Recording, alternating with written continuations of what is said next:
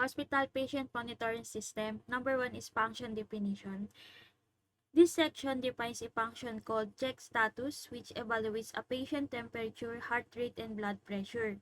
If the readings are too high, the program classifies the patients as critical. If the readings are slightly above normal, the status becomes needs attention. Otherwise, if all the vital signs are within the normal range, it returns normal.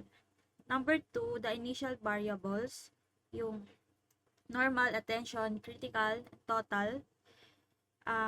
These variables serve as counters to keep track of how many patients are categorized as normal, needs attentions, or critical, as well as the total number of patients evaluated.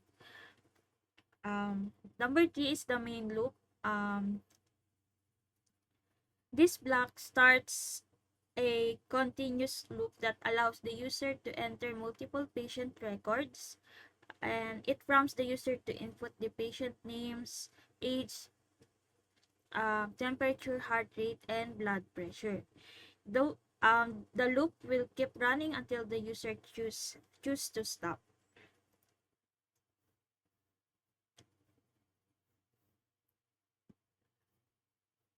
And next,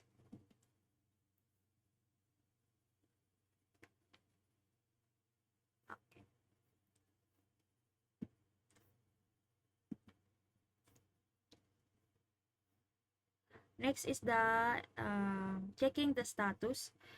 Um, this line calls the check status function and passes the collected values. The result is stored in the variable status, which determines the patient health conditions.